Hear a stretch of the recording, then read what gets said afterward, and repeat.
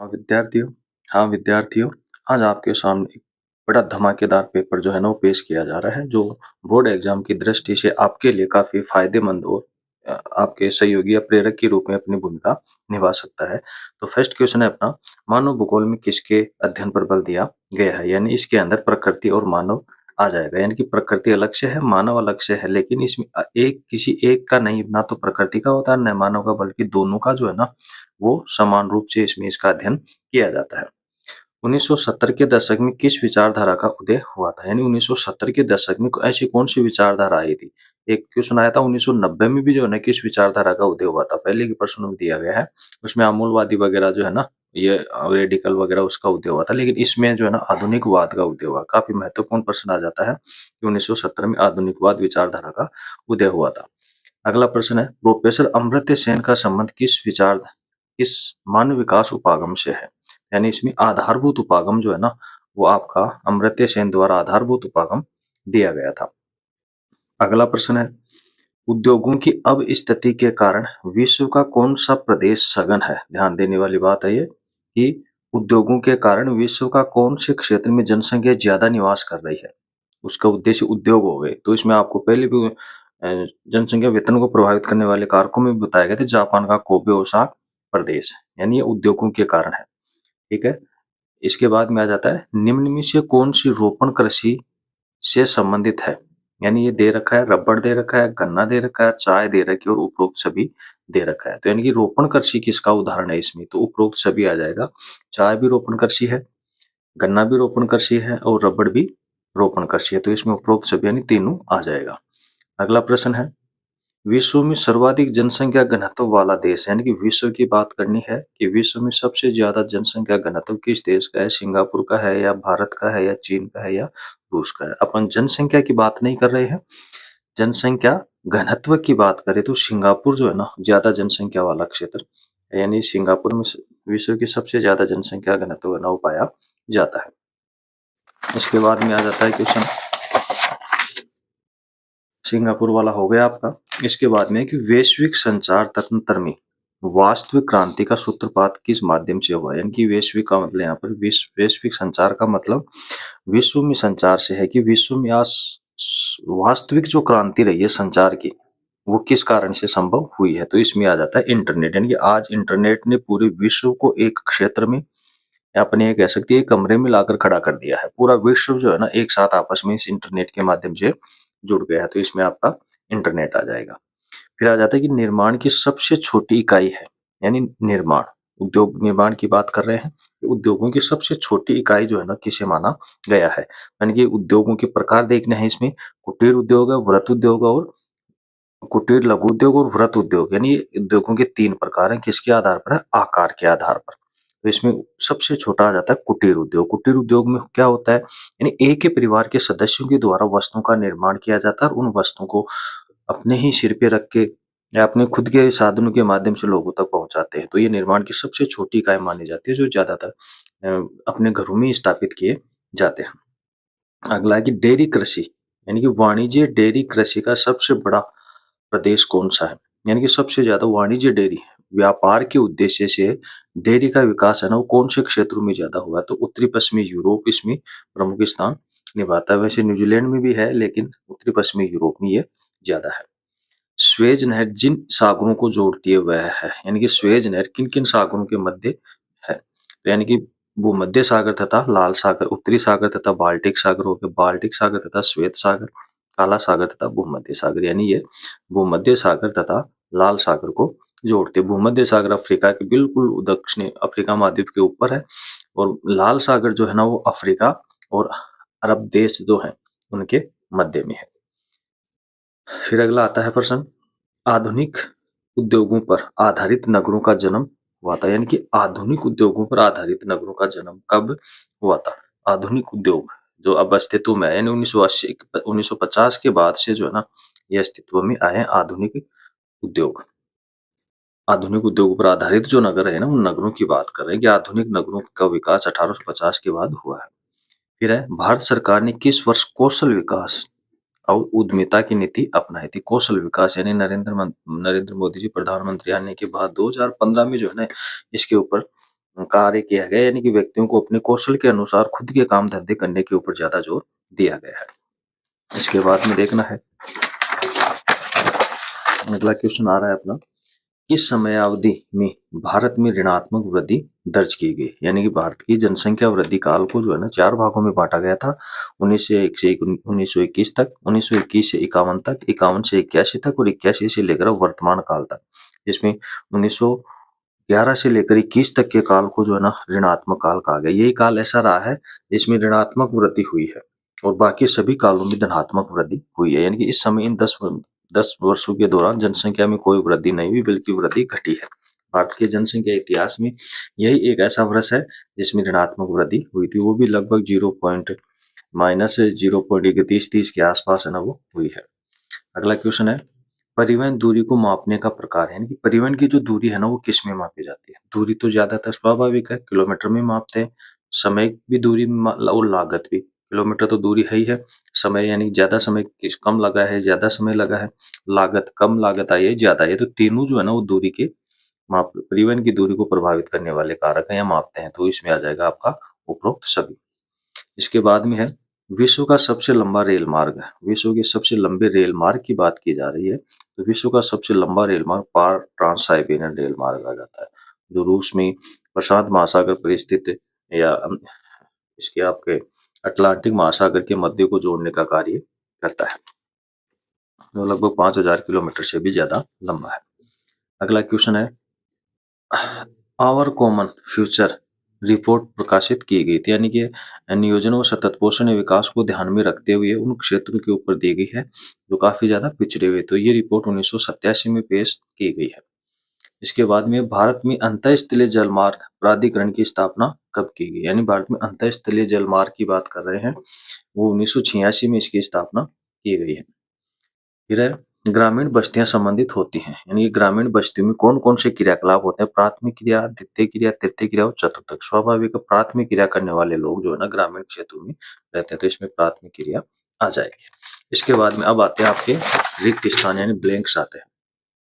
Blank से वही 10 blanks पूछे जाएंगे आपसे, आधा आधे नंबर का होगा, यानी 5 नंबर के ये ब्लैंक्स आएंगे। अब देखना 5 नंबर के ब्लैंक्स क्या है, कि भारत की वार्षिक जनसंख्या वृद्धि दर कितनी, यानी कि भारत की वार्षिक जनसंख्या वृद्धि दर पूछी गई, जो लगभग 1.64% है ना वो आती है। फिर संभववाद के जनक, संभववाद के जनक पूछा गया है, तो इसमें आ जाता है आपके पोल विडाल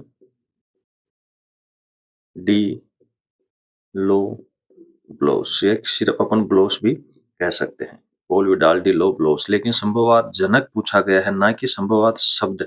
संभववाद शब्द का प्रयोग सर्वप्रथम फेब्रे ने किया था, लेकिन इसके जनक पोल विडाल डी लो ब्लोस है। अब आ जाते हैं कि जनसंख्या वृद्धि और ब्लैंक्स विकास में ऋणात्मक सहसंबंध पाया जाता है। तो जनसंख्या वृद्धि और किस में पूछा गया है, तो इसमें आ जाएगा मानव विकास। यानी जनसंख्या वृद्धि और मानव विकास में ऋणात्मक सहसंबंध पाया जाता है।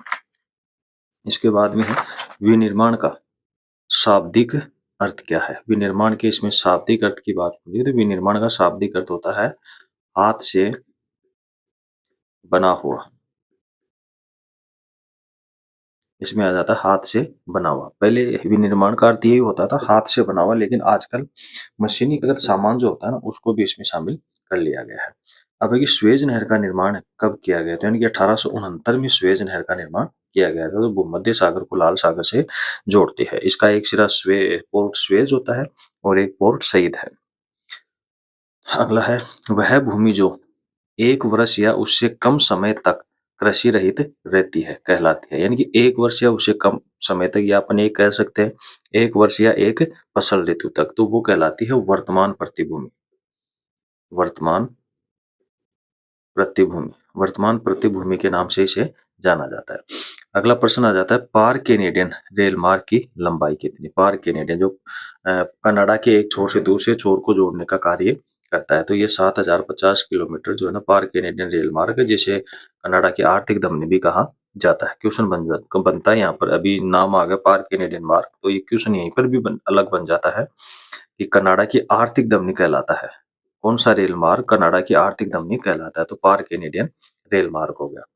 अगला है, 2011 की जनगणना के अनुसार भारत में कुल जनसंख्या का नगरीय जनसंख्या का प्रतिशत है, यानी नगरीय जनसंख्या है ना वो पूछी गई है। तो इसके अंदर 31.16%, 31.16% जनसंख्या है ना वो नगरों में निवास कर रही है, और बाकी की जो जनसंख्या है यानी 84 पॉइंट लगभग ये हो गया आपका 84,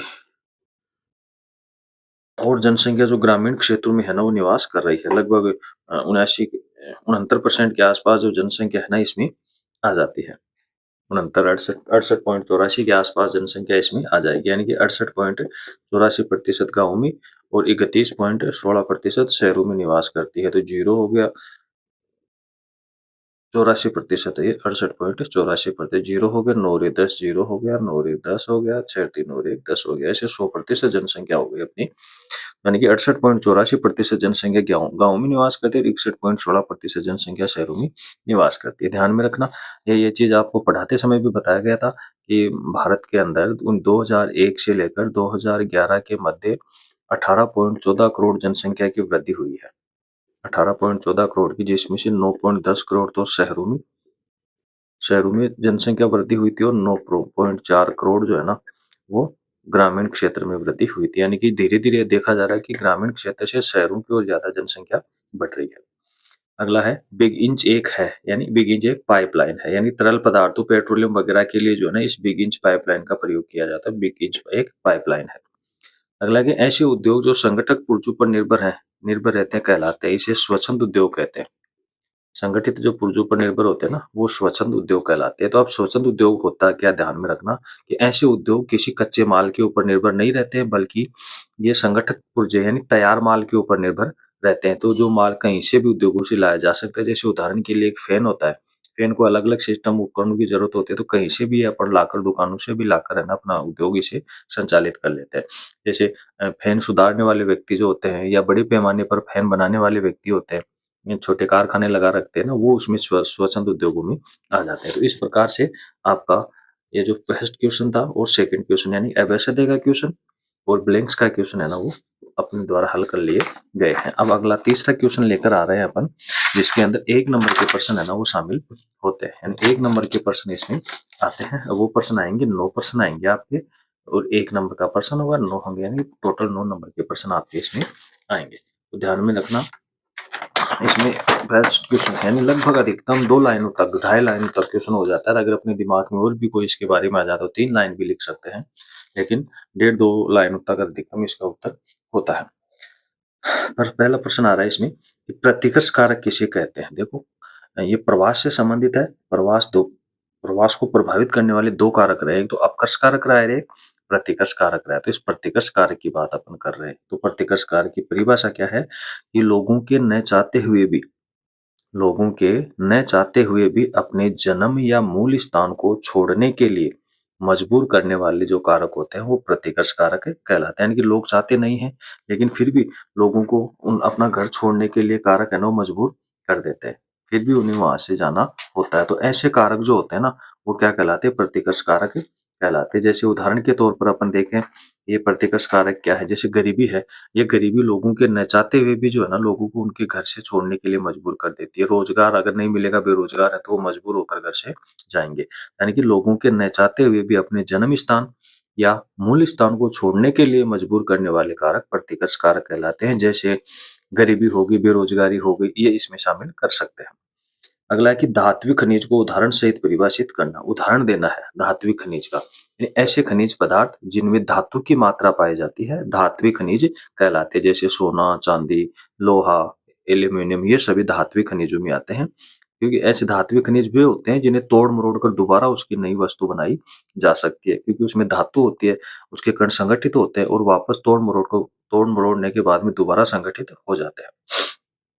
फिर जननांग संक्रमण सिद्धांत का उपयोग किया जाता है, यानी जननांग संक्रमण सिद्धांत विश्व जनसंख्या वाले लेसन के टॉपिक से है, क्या है, यानी कि जननांग संक्रमण सिद्धांत का उपयोग किसी क्षेत्र विशेष की जनसंख्या का वर्णन करने तथा भविष्य की जनसंख्या के पूर्वानुमान के लिए किया जाता है। यानी किसी भी क्षेत्र की जनसंख्या का वर्णन करने और भविष्य की जनसंख्या का पूर्वानुमान के लिए किया जाता है। इसके लिए 3 अवस्थाएं निर्धारित की गई थी, प्रथम, द्वितीय और तृतीय, और जिसमें तीनों अवस्थाओं का अध्ययन किया जाता था वो जननांग संक्रमण सिद्धांत कहलाता है। बहुत ही महत्वपूर्ण प्रश्न आ रहा है आपके लिए, कि अरब सागर की रानी क्वीन ऑफ अरेबियन सी किसे कहते हैं? इसके मुहाने पर कौन सा पतन है यानी बंदरगाह है? तो अरब सागर की रानी यानी क्वीन ऑफ अरेबियन सी अ, बेवानद कयाल है, जो केरल के तट के ऊपर, केरल के पश्चिमी तट पर जो स्थित है बेवानद कयाल, उसे अरब सागर की रानी कहते हैं। और इस बेवानद कयाल के ऊपर यानी बेवानद कयाल और इसके ऊपर कोची पतन है। वही है ये बेवानद कयाल, जहाँ पर जहाजों वगैरह का, नौकाओं का नौका दौड़ पुनामदा कयाल भी कहते हैं, जहाँ पर नेहरू ट्रॉफी का आयोजन किया जाता है। अब देखो अगला हरियाली परियोजना क्या है? ये अपने हरियाली परियोजना वर्षा जल संग्रहण से संबंधित है, यानी वर्षा के बहते जल को संग्रहित करने के लिए केंद्र सरकार द्वारा चलाई गई एक परियोजना है। जिसमें आंध्र प्रदेश की नीरू और मीरू यानी जल और आप, और अपने राजस्थान में अरवारी जल संसद राजस्थान के अलवर जिले में इसे प्रारंभ किया गया। तो ये दो उदाहरण हैं इसके। और यानी कि यही है कि वर्षा जल के बहते व्यर्थ पानी को रोककर उन्हें विभिन्न कार्यों में प्रयोग लेने के लिए चलाई गई केंद्र सरकार की एक योजना है। अगला आता है तो कि थोक व्यापार की विशेषता लिखिए। थोक व्यापार क्या है? यानी कि व्यापार दो प्रकार का होता है, खुदरा व्यापार हो गया और थोक व्यापार। थोक व्यापार क्या होता है कि थोक व्यापारी जो होते हैं ना, वो बिचौलियों की भूमिका निभाते हैं। बिचौलियों की भूमिका यानी सीधे उद्योगों से माल खरीदते हैं और फुटकर व्यापारियों को देते हैं। तो इसे बिचौलियों के ऊपर ये निर्भर रहते हैं। यानी किसी विशेषता यही होगी कि यह बिचौलियों, ये बिचौलिए व्यापार भी कहा जाता है, बिचौलियों पर निर्भर करता है। दूसरा जो उद्योगों और फुटकर व्यापारियों के मध्यस्थता का कार्य करते हैं। ये थोक व्यापारियों को, फुटकर व्यापारियों को उधार में माल देते हैं और फुटकर व्यापारी उन्हें बेचकर उनको वापस पैसा दे देते हैं। अगला है कि भूनिम्नीकरण क्या है? भूनिम्नीकरण यानी भूमि का कमजोर होना, यानी कि मृदा में ऐसे पोषक तत्वों का अभाव होना ही भूनिम्नीकरण कहलाता है, जो कई कारणों से हो सकता है। अत्यधिक खनन क्रियाओं के कारण भी हो सकता है, अत्यधिक कृषि क्रियाओं के कारण भी हो सकता है, जिससे मृदा की जो उत्पादकता है ना, वो नष्ट हो जाती है, जिसमें प्राकृतिक और मानवीय दोनों कारक इसके लिए जिम्मेदार होते हैं। अगला है कि अटल टनल क्या है? यानी यह एक जलमार्गीय सुरंग है, जो लगभग 9.02 किलोमीटर के आसपास है, जो मनाली को लाहौल स्पीति से जोड़ने का कार्य करती है। और ये लगभग 3000 मीटर की ऊंचाई पर स्थित है, जो विश्व की सबसे लंबी राजमार्गीय सुरंग है। फिर आर्थिक क्रिया किसे कहते हैं? यानी कि लोगों के द्वारा अपनी आजीविका चलाने के लिए जिस प्रकार के कार्य किए जाते हैं, उन्हें आर्थिक क्रिया कहते हैं। क्रिया का मतलब कार्य हो गया, आर्थिक यानी इनकम, पैसा कमाने के लिए। तो लोगों द्वारा जो भी कार्य किया जाता है अपनी आजीविका के लिए, वो क्या कहलाता है? आर्थिक क्रियाएं कहलाता है। अगला प्रश्न है, अब अगला खंड में आ जाता है। उसमें दो में तो ये पहला प्रश्न आधा आधे नंबर के, दूसरे आधे आधे नंबर के, और तीसरा प्रश्न है एक एक एक नंबर का। अब आ जाते हैं खंड में, यानी इसमें 8 प्रश्न आएंगे और 1.5 नंबर का आएगा। पर्यावरण निश्चयवाद किसे कहते हैं? यानी इस पर्यावरण निश्चयवाद का विकास 19वीं शताब्दी में जर्मनी में हुआ था। और इसके आपके फ्रेडरिक रेटजेल हो गए, कार्ल रिटर हो गए, हमबोल्ट हो गए, ये इसके विचारक भी रहे हैं या जनक भी कह सकते हैं। इसका मतलब यही है कि प्रकृति मानव को अपने वश में कर लेती है, या प्रकृति, या अपन ये कह सकते हैं कि मानव अपना विकास प्रकृति के अनुकूल रहकर ही अपना विकास कर लेता है, वो पर्यावरण निश्चयवाद कहलाता है। या अपन ये कह सकते हैं कि मानव के ऊपर पर्यावरणीय गतिविधियों का, पर्यावरण का प्रभाव पड़ता है और मानव पर्यावरण के अनुसार होकर ही अपना जीवन यापन कर लेता है। अब आ जाता है मानव विकास के स्तंभ देखने हैं। यानी कि मानव विकास के स्तंभ है ना, वो दो स्तंभ पूछेंगे। तो क्या क्या स्तंभ है? यानी एक तो समता होगी, यानी कि समान अवसर जो है ना लोगों को दिया जाना चाहिए। एक हो गया सतत पोषणीय विकास हो गया, या सतत पोषणीयता कह सकते हैं, लोगों का विकास है एक निरंतर सतत लगातार है ना, संसाधनों का उपयोग करके पर्यावरण को बिना नुकसान पहुंचाए है ना, वो किया जाना चाहिए, वही सतत पोषणीय कहलाता है। इसके अलावा उत्पादकता हो गई, सशक्तिकरण हो गया, ये आता है। तो इसके हमें दो स्तंभों का उल्लेख करना है। फिर क्या है, वृहद ट्रंक मार्ग क्या है? यानी कि ये जो वृहद ट्रंक मार्ग है, ये वृहद ट्रंक मार्ग उत्तरी अटलांटिक समुद्री मार्ग को कहा जाता है, जो विश्व का सबसे व्यस्ततम समुद्री मार्ग है। ये यूरोप के पश्चिमी देशों पर स्थित है, या यूरोपीय पश्चिमी यूरोप, या यूरोप महाद्वीप के पश्चिमी तट पर स्थित देशों को उत्तरी अमेरिका महाद्वीप के पूर्वी तट पर स्थित देशों को जोड़ने का कार्य करता है। ये विश्व का सबसे बड़ा सघनतम या सबसे बड़ा व्यस्त महासागरीय जल मार्ग है। अगर ये पूछा जाए कि विश्व का सबसे अ, आंतरिक जल मार्ग पूछा जाए, तो उसमें अपन राइन नदी को कह सकते हैं। ये लंदन को न्यूयॉर्क से जोड़ने का कार्य करता है। अगला क्वेश्चन है, रेशम मार्ग से आप क्या समझते हैं? रेशम मार्ग क्या है? यानी कि ये मार्ग रोम से चीन तक फैला हुआ मार्ग था, जो लगभग 6000 किलोमीटर लंबा मार्ग था। इसमें रेशम वगैरह, मसाले वगैरह, चीनी मिट्टी के बर्तन वगैरह जो है ना, चीन से, भारत से जो है ना, वो यूरोपीय देशों को है ना, वो जाया करते थे, यानी रोम तक, ईरान तक है ना, वो जाते थे।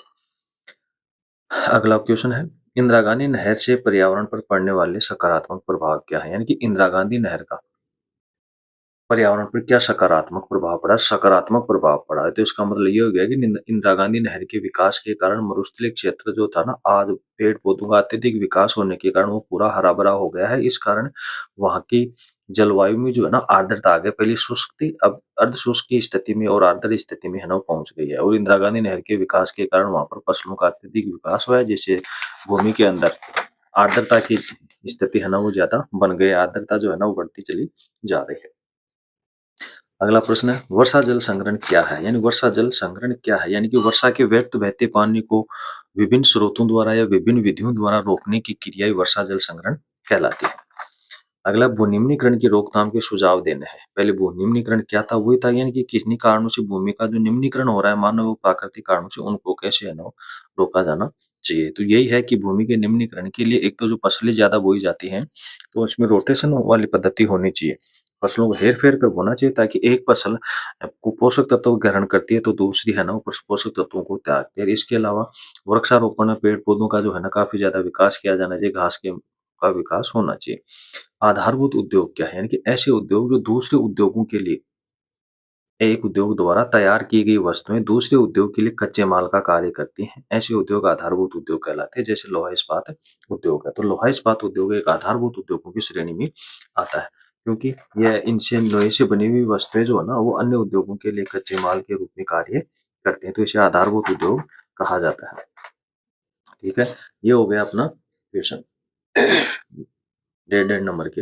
अब आ जाता है खंड से, जिसमें 3 प्रश्न पूछे जाएंगे और 1 प्रश्न 3 नंबर का होगा, तो ऐसे में कुल 9 नंबर के इस खंड से प्रश्न पूछे जाएंगे। और इसमें एक सुविधा यह है कि अथवा की सुविधा भी इसमें रहेगी अपनी। तो इसमें देखना है, जनसंख्या वितरण को प्रभावित करने वाले 3 आर्थिक कारक। अपन इस पहले वाले के उस मॉडल पेपर में भौतिक कारक पूछे थे, लेकिन इसमें आर्थिक कारक हो गए, जिनके कारण वो जनसंख्या को आकर्षित करते हैं। तो इसमें एक तो कृषि आ जाएगा, परिवहन के साधन हो गए, कृषि हो गया, परिवहन साधन हो गया, उद्योग हो गए और खनन क्रियाएं हो गई। ये सभी परिवहन उसको जनसंख्या वितरण को प्रभावित करने वाले आर्थिक कारक हैं। फिर आ जाते हैं भूमध्य सागरीय कृषि और ट्रक कृषि के बारे में पूछा गया। तो भूमध्य सागरीय कृषि क्या होती है? यानी कि भूमध्य सागर के समीपवर्ती क्षेत्रों में ये की जाती है, जिसमें अमेरिका, इसके अलावा अमेरिका, कैलिफोर्निया, दक्षिण अमेरिका, चिली प्रदेश, चिली देश, दक्षिण अमेरिका, ऑस्ट्रेलिया के उत्तरी पश्चिमी भागों में भी जो है ना, दक्षिण पश्चिमी भागों में से किया जाता है। यहाँ पर ये खट्टे फलों की खेती का अधिक महत्व दिया जाता है। इसमें की प्रमुख विशेषता यही होती है कि यहाँ पर अंगूर अंगूर ज्यादातर उत्पादित किए जाते हैं, और यहाँ पर उच्च क्वालिटी के अंगूर बोए जाते हैं, जिनसे शराब वगैरह भी बनाए जाते हैं। फिर इनको सुखाकर निम्न श्रेणी के जो होते हैं ना, उन अंगूर, उनको सुखाकर मुनक्का, किशमिश वगैरह बनाई जाती है। इसमें अंजीर और जैतून भी है ना, इस उत्पादन होता है। फिर है ट्रक कृषि। ट्रक कृषि का मतलब यही होता है कि इसे सब्जी कृषि या उद्यान कृषि के लिए भी नाम से जाना जाता है। इसकी विशेषताएं यही होती है, इसका आकार छोटा होता है, फल फूल सब्जियां वगैरह पुष्प की यहाँ पर खेती की जाती है, जो नगरों के समीप होती है, और एक ही रात में ट्रकों में भरकर नगरों तक पहुंचा दिया जाता है। ये कृषि ज्यादातर उत्तरी पश्चिमी यूरोप, अमेरिका, उत्तरी पूर्वी भूमध्य सागरीय प्रदेशों के आसपास होती है। नीदरलैंड जो है, हॉलैंड, जो पुष्प उत्पादन के लिए विश्व प्रसिद्ध है, यहाँ पर ट्यूलिप पुष्प का जो है ना, वो उत्पादन किया जाता है। ये प्रश्न भी महत्वपूर्ण है कि ट्यूलिप पुष्प का उत्पादन है ना, किस देश द्वारा होता है? तो नीदरलैंड द्वारा इसका उत्पादन किया जाता है। और ये नगरीय क्षेत्रों के चारों ओर सब्जी का है ना, वो फलों का उत्पादन किया जाता है, क्योंकि नगरों के पास भूमि खाली नहीं रहती है, और वहां पर जो है इन्हें पहुंचाने का कार्य किया जाता है। तो इस प्रकार से ये जो कृषि है ना, ट्रक कृषि कहलाती है। और ट्रक कृषि से इसलिए कहते हैं इन्हें, क्योंकि ट्रकों में भरकर एक ही रात में इन्हें संबंधित क्षेत्र या शहरों तक पहुंचाया जाता है, इस कारण इसे ट्रक कृषि के नाम से जाना जाता है। अगला क्वेश्चन है, औद्योगिक फसल औद्योगिक फसल यानी गन्ने की बात अपन कर रहे हैं, यानी कि औद्योगिक फसल जो है ना, वो गन्ना है। तो गन्ने एक उपोष्ण कटिबंधीय फसल की श्रेणी में आता है, जो आर्द्र और उपार्द्र जलवायु में बोया जाता है। इसे गुड़, चीनी, शक्कर वगैरह बनाई जाती है, और शेष बचा हुआ जो अपशिष्ट पदार्थ होता है, वो सूर्य के काम में आता है। ये लगभग 19% के आसपास जो है ना, भारत विश्व में उत्पादित करता है और भारत के लगभग 2.4% क्षेत्र में बोया जाता है। इसके लिए कुछ कंडीशन होती हैं, आवश्यक जो भौगोलिक दशाएँ होती हैं, जैसे 20 से 30 डिग्री तापमान इसके लिए अच्छा रहता है, 100 से 200 सेंटीमीटर वर्षा जो है ना, इसके लिए अच्छी होती है। धरातल जो है, इसके लिए उत्तम जल निकास युक्त होना चाहिए कि भरा हुआ ज़्यादातर नहीं रहना चाहिए। मृदा, जलोढ़ मृदा अच्छी मानी जाती है, इसके लिए गोबर, जैविक खाद, उर्वरक का उपयोग होता है, सस्ते और कुशल श्रमिक होने चाहिए।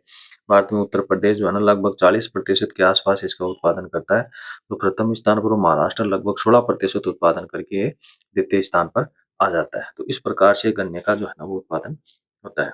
इसके बाद में वर्षा जल संग्रहण की विधियों के बारे में पूछा गया, यानी कि वर्षा जल संग्रहण है उसकी क्या विधि है। तो इससे पहले अपन ये पूछा है कि वर्षा जल संग्रहण, छोटा प्रश्न भी दिया है कि क्या है वर्षा जल संग्रहण, यानी कि वर्षा के व्यर्थ बहते जल को रोककर जो है ना इसका उपयोग करना है, वर्षा जल संग्रहण कहलाता है। अब इसकी विधियों के बारे में पूछा गया, यहाँ पर बड़ा प्रश्न पूछा गया, तो विधियां तो यही होती हैं, जैसे टांका हो गया एक तो, पश्चिमी राजस्थान के अंदर जो वर्षा जल को एकत्रित करने की जो ढांचे बनाए जाते हैं, संरचना बनाई जाती है, उन्हें टांका कहा जाता है। जो भूमि के अंदर जो है ना बने हुए तो पक्के होते हैं, वहां पर वर्षा जल को भरा जाता है और काम में लिया जाता है। जैसे सूखे कुएं वगैरह हो गई, बावड़ियां हो गई, तालाब हो गए, जोहड़ हो गई, ये सारे इनके संरचना के स्रोत हैं, जहाँ पर पानी को रोका जाता है और उसे काम में लिया जाता है।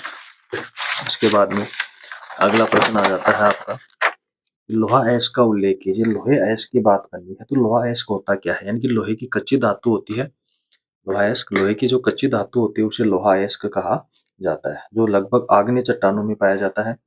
ये किसी भी देश के आर्थिक विकास का आधार होता है, क्योंकि किसी भी देश का आर्थिक विकास इस लोहे के ऊपर निर्भर होता है, क्योंकि हर वस्तु लगभग लोहे से बनी हुई होती है। ये अशुद्ध अवस्था में पाया जाता है, फिर इन्हें पिघलाकर जो है ना शुद्ध अवस्था में बनाया जाता है। लोहे के 3 प्रकार होते हैं, मैग्नेटाइट, हेमेटाइट, लिमोनाइट और सिडेराइट। हेमेटाइट प्रकार का लोहा अच्छा होता है, जिसमें लगभग 72-75 या 72 के आसपास धातु पाई जाती है। हेमेटाइट आ जाती है, जिसमें 60 से 70%, फिर 30, 40, 50% के आसपास हो गया लिमोनाइट में। फिर होता है सिडेराइट, जो लगभग ना के बराबर समझ सकते हैं, उसे हल्की सी चोट मारने पर ही वो बिखर जाता है, कचरा हो जाता है। तो सरकार द्वारा इसका उत्पादन या खनन कार्य भी उपयुक्त नहीं समझा जाता है, क्योंकि इसी में इतनी ज्यादा पैसा खर्च हो जाता है जितना हमें उसे प्राप्त नहीं होता है। तो इस प्रकार से ये निम्न श्रेणी का कोयला होता है, और लगभग लोहा है इसकी सबसे ज्यादा मात्रा आपको उड़ीसा, झारखंड, छत्तीसगढ़, कर्नाटक, गोवा, आंध्र प्रदेश, तमिलनाडु, लगभग इन राज्यों में इसकी उपस्थिति मिलती है।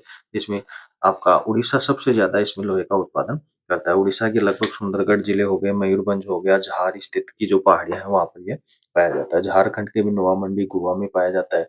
छत्तीसगढ़ की हो गया आपका दुर्ग हो गया, दंतेवाड़ा हो गया, बेलाडेला के जो खाने हैं वहां पर ये पाया जाता है। बेलाडेला महत्वपूर्ण लोहा है इसके लिए जाना जाता है। इसका मानचित्र में भी क्वेश्चन है ना वो पूछा जा सकता है, तो इसको थोड़ा ध्यान में रखना है। इस प्रकार ये लोहा अयस्क के जो क्षेत्र रहे हैं, जहाँ से लोहा जो है कच्ची धातु के अंदर, कच्ची धातु के रूप में प्राप्त किया जाता है। इसके बाद में आपका आ जाता है, इसी का अथवा भी आएगा, सूखा संभावित क्षेत्र विकास कार्यक्रम पर लेख लिखना है कि सूखा संभावित क्षेत्र कार्यक्रम क्या है। तो इसे चौथी पंचवर्षीय योजना में 1969 से 74 के मध्य प्रारंभ किया गया था। इसका मतलब लक्ष्य यही रहा था कि जो सूखे ग्रस्त जो क्षेत्र होते हैं, उनको विभिन्न प्रकार के रोजगार, वहाँ के लोगों को विभिन्न प्रकार के रोजगार की सुविधाएं उपलब्ध करवाई जानी चाहिए। और इस कार्यक्रम में सिंचाई परियोजनाओं के विकास जोर दिया गया, जिसमें चारागाह के विकास पर जोर दिया गया। श्रमिकों को उनके अनुसार विभिन्न प्रकार के रोजगार उपलब्ध करवाए जाने चाहिए। विद्युत, सड़क, बाजार, ऋण सुविधाएं है ना वो उपलब्ध करवाई गई। तो 1967 में एक योजना आयोग द्वारा 1967 में 1967 में योजना आयोग द्वारा एक कुछ जिलों की पहचान की गई थी, जहाँ सूखा संभावित क्षेत्र के रूप में, जो जिसमें केवल 67 जिलों का जो है चुनाव किया गया था, जिसमें राजस्थान, गुजरात, महाराष्ट्र वगैरह के जो सूखेग्रस्त क्षेत्र है ना उनको शामिल किया गया था। जिसमें राजस्थान, गुजरात, मध्य प्रदेश का भाग है, महाराष्ट्र का भी, आंध्र प्रदेश के जो तेलंगाना वगैरह, कर्नाटक के जो पठार है, उनको इसमें शामिल किया गया था।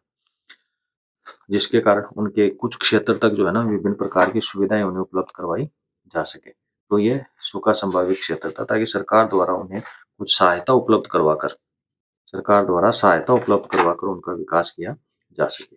इसके बाद में आपका 15वां प्रश्न आ जाता है, चिकित्सा पर्यटन या बाह्य स्त्रोतन। दो पूछे गए इसमें। तो चिकित्सा पर्यटन क्या होता है, यानी कि जब, या इसे अपन ये भारत में समुद्र पार रोगियों के लिए स्वास्थ्य सुविधाएं भी कह सकते हैं, यानी कि जब दूसरे देशों के व्यक्ति अपना इलाज कराने के लिए किसी देश में आते हैं, वो चिकित्सा पर्यटन कहलाता है। तो भारत में बहुत से लोग आए हैं, जैसे 2005 का उल्लेख दिया गया अपनी बुक में, जिसमें अमेरिका से लगभग 50-55 हजार व्यक्ति भारत में इलाज करवाने के लिए आए हैं। तो ये एक चिकित्सा पर्यटन है। इसके अलावा और भी जैसे जैसे भारत, थाईलैंड, सिंगापुर, मलेशिया इधर विकसित देशों में लोग आते और जाते रहते हैं। फिर एक आ जाता है बाह्य स्त्रोतन। तो यानी कि बाह्य स्त्रोतन होता क्या है? इसका पहले भी अपन ने छोटे प्रश्न के रूप में चर्चा की थी कि इसका मतलब होता है ठेका देना, यानी टेंडर देना, यानी कि किसी कार्य को एक देश द्वारा दूसरे देश को वो कार्य सौंप देना ही जो है ना, वो ठेका देना कहलाता है। उसे बाह्य स्त्रोतन कहते हो। अगर यही कार्य समुद्र पार देशों को अगर दे दिया जाता है तो जो ऑफशोरन या अवतरण के नाम से भी जाना जाता है। तो इस प्रकार से ये आपका बाह्य स्त्रोतन था। अगला क्वेश्चन आ जाता है कि स्वामित्व के आधार पर उद्योगों का वर्गीकरण करना है, यानी कि मालिकाना हक के आधार पर उद्योगों का हमें वर्गीकरण करना है। तो इस आधार पर उद्योग तीन प्रकार के होते हैं, जिसमें पहला उद्योग आ जाता है सार्वजनिक उद्योग। सार्वजनिक नाम से पता चलता है कि ये उद्योग जो है ना वो सरकार के अधीन होते हैं, इसके ऊपर पूरा नियंत्रण है वो सरकार का होता है। जैसे सेल हो गए, सेल उद्योग, इसका पूरा नाम भी पूछा जाता है, SAIL, SAIL, steel authority of India limited. SAIL का पूरा नाम है steel authority of India limited. इसके अलावा भेल हो गया, BHEL, भेल यानी भारत हेवी इलेक्ट्रिकल लिमिटेड को भी इसमें शामिल किया गया है। ये सार्वजनिक के हो गए। दूसरा आ जाता है इसका निजी क्षेत्र के उद्योग, यानी कि ऐसे उद्योग जिनके ऊपर किसी एक व्यक्ति, एक संस्था या एक परिवार के सदस्यों का अधिकार होता है, वो निजी होते हैं। जैसे इसमें आ गया टिस्को आ गया, TISCO, टिस्को। ये Tata iron and steel company जो जमशेदजी टाटा द्वारा झारखंड के सांची गांव में लगाया गया था, आज वो जमशेदपुर के नाम से जाना जाता है। तो ये टिस्को आ जाता है। इसके अलावा एक आ जाता है बजाज ऑटो लिमिटेड। इसके बाद तीसरा भाग है इसका संयुक्त क्षेत्र के उद्योग, यानी कि ऐसे उद्योग जिनके ऊपर सरकार और निजी व्यक्तियों का अधिकार, यानी सरकार या अपन कह सकते हैं सार्वजनिक और निजी उद्योगों में व्यक्ति मिलकर एक उद्योग की स्थापना करते हैं, वो संयुक्त क्षेत्र का उद्योग कहलाता है। जैसे oil, OIL, oil India limited, OIL, oil India limited इसमें आ जाता है। तो ये स्वामित्व के आधार पर ये उद्योग थे। इसके बाद में 16वां प्रश्न आता है, राइन नदी जलमार्ग और पार कैनेडियन रेल मार्ग के बारे में पूछा गया है। तो राइन नदी जलमार्ग क्या है? यानी कि ये नदी जलमार्ग की अगर बात करें तो विश्व का नदी जलमार्ग में, अभी अपने वृहद ट्रंक मार्ग पढ़ा था, तो उसमें एक आ गया था कि जो अगर महासागरों की बात करें तो ये वृहद ट्रंक मार्ग या उत्तरी अटलांटिक समुद्री मार्ग विश्व का सबसे व्यस्ततम मार्ग है। लेकिन ये राइन नदी जल मार्ग की अपन बात कर रहे हैं, तो ये नदी जल मार्ग की सबसे व्यस्ततम नदी से माना जाता है। ये नदी जर्मनी, नीदरलैंड हो गया आपका, स्विट्जरलैंड, इनमें प्रवाहित होती है। जो नीदरलैंड के रोटरडम से, तो ये मुहाने से लेकर स्विट्जरलैंड के बेसल तक लगभग 700 किलोमीटर की लंबाई में नौकायन योग्य है। लंबी ज्यादा है लेकिन ये नौकायन योग्य है। ये इतनी ज्यादा व्यस्त होती है, काफी ज्यादा आर्थिक दृष्टि से महत्वपूर्ण है। इसके ऊपर एक बंदरगाह और पाया जाता है, डसलडोर्फ। डसलडोर्फ बंदरगाह महत्वपूर्ण है, ये पूछा जा सकता है। तो डसलडोर्फ बंदरगाह इस राइन नदी के ऊपर स्थित है। यहाँ से लगभग प्रतिवर्ष 2000 यानी 20,000 से भी अधिक समुद्री जलयान है ना जाते हैं, और लगभग 2 लाख छोटे मोटे जहाज जो है ना यहाँ से प्रस्थान करते हैं। तो इस प्रकार ये काफी महत्वपूर्ण जलमार्ग की श्रेणी में आ जाता है। और वो भी कौन से जलमार्ग की श्रेणी में आता है? ये नदी जलमार्ग की श्रेणी में आ जाता है, तो सबसे व्यस्ततम माना जाता है। फिर पार कैनेडियन रेल मार्ग, यानी ये कनाडा का रेल मार्ग जो 1886 में लगभग इसका विकास हुआ था। और ये इसके विकास करने का मूल कारण था कि ब्रिटिश जो कोलंबिया जो है उसको राज्य संघ के राज्यों में शामिल करना था, जो लगभग 7050 किलोमीटर लंबा था। ये लगभग हेलिफैक्स से प्रारंभ होता हुआ विनिपेग तक है ना, वो वैंकूवर तक है ना वो जाता है, विनिपेग होता हुआ वैंकूवर तक जाता है। यानी प्रशांत महासागर को अटलांटिक समुद्री मार्ग से ये जोड़ता है। इस रेल मार्ग को कनाडा की आर्थिक धमनी के नाम से भी जाना जाता है, क्योंकि उत्तरी कनाडा के जो सबसे बड़ा जो काम है इसका उत्तरी इसी के ऊपर है ना वो निर्भर करता है। किसके ऊपर? आपके अटलांटिक समुद्री मार्ग के ऊपर। एक तरफ अटलांटिक हो गया और दूसरी तरफ प्रशांत महासागरीय समुद्री हो गया, तो इन दोनों किनारों को ये जोड़ता है। इसके 8वें में और दे रखा है, फिर विशिष्ट क्रियाकलापों के आधार पर पतनों का उल्लेख करना है। विशिष्ट कार्यों के आधार पर, विशिष्ट क्रियाकलाप यानी कार्य, ऐसे पतन जहाँ पर कोई एक अलग नया कार्य होता है, अन्य कोई कार्य नहीं होता। तो इसमें लगभग 4-5-6 भागों में इसे बांटा गया। तो एक आ जाता है तेल पतन, यानी स्वाभाविक है ये पतन जो है ना तेल से संबंधित होते हैं। बड़े बड़े जहाजों में यहाँ पर तेल आता है, छोटे जहाजों में भरकर है ना भेजा जाता है, यानी फिर तेल का ही कार्य होता है यहाँ पर। वो तेल शोधनशालाएं वगैरह यहाँ पर बनी हुई होती हैं। जैसे लेबनान में त्रिपोली पतन है, पर्शिया की खाड़ी पर स्थित अबादान है, ये तेल पतन की श्रेणी में आ जाते हैं। फिर आ जाता है मार्ग पतन या विश्राम पतन, यानी कि ऐसे पतन जो एक विश्राम के लिए होते हैं। तो ये समुद्रों के बीच में जो है ना ये बने हुए होते हैं, जहाँ पर जहाजें रुकते हैं, ईंधन भरते हैं, समुद्री कोई समुद्री प्राकृतिक कोई आपदा वगैरह होता है उससे बचने के लिए जो है ना शामिल होते हैं। ईंधन भरना, जल भरने, खाद्य सामग्री लेने या कोई प्राकृतिक या तकनीकी खराबी आने के कारण रास्ते में ये रुक जाते हैं। जैसे होनोलुलु है, वो इसका प्रशांत महासागर में स्थित होनोलुलु एक विश्राम पतन है, सिंगापुर विश्राम पतन की श्रेणी में आते हैं। फिर आ जाते हैं पेकेट पतन, यानी इसे फेरी पतन भी कहते हैं। छोटे-छोटे पतन होते हैं जहाँ पर जहाज़ें आते हैं और लगातार जाते रहते हैं। बड़ा सामान यहाँ पर उतार दिया जाता है और फिर छोटे-छोटे जहाज़ों द्वारा अन्य पतनों पर इन्हें भेज दिया जाता है। फिर एक आंत्रपो पतन होता है। इसे एकत्रण केंद्र भी कहते हैं, यानी कि चारों तरफ से वस्तुएँ लाकर यहाँ पर एकत्रित कर ली जाती हैं और फिर बड़े जहाज़ों में भरकर लाद देकर विदेशों में भेज दिया जाता है, या विदेशों से जो सामान आता है वो यहाँ पर उतार लिया जाता है और यहाँ से फिर अलग-अलग देशों को है ना वो भेज दिया जाता है। तो एक केंद्र के रूप में कार्य करता है। फिर एक होता है नौसेना पतन। स्वाभाविक नौसेना आ गया तो यानी कि ऐसे पतन जहाँ पर सैन्य गतिविधियों के संचालन में इसका उपयोग किया जाता है, वो नौसेना पतन कहलाते हैं। इसके बाद में अब बच गए हैं आपके मानचित्र, यानी जो भारत और विश्व के 2 मानचित्र आएंगे। तो पहला है विश्व की रेखा मानचित्र में निम्न को प्रदर्शित करना है ताशकंद। ताशकंद यानी अफजेकिस्तान में जो है ना ये के पास में है, अफजेकिस्तान में है शायद, लगभग ये वहीं पड़ता है। तो जैसे मान लो ये भारत है और इसको अपन ये मैप के माध्यम से आपको समझा रहे हैं। तो ये लगभग इधर से ये पाकिस्तान हो गया और ये इधर से उज्बेकिस्तान, अफगानिस्तान हो गया, ये इधर उज्बेकिस्तान हो गया। तो ये लगभग यहाँ पर है ना वो पड़ जाता है, भारत के ऊपर है ना ये पड़ता है। फिर हो गया शिकागो। ये शिकागो जैसे ये आपके दक्षिणी अमेरिका हो गया और ये उत्तरी अमेरिका हो गया। तो लगभग शिकागो यहाँ उत्तरी अमेरिका में अपने यूएसए में है ना ये पड़ता है। फिर जिनेवा, जिनेवा जो है ना वो स्विट्जरलैंड में है। और थाईलैंड, थाईलैंड उत्तरी पूर्वी जो अपने एशियाई देश है, मलेशिया सिंगापुर के पास में जो शायद थाईलैंड है वहां पर ये पड़ता है।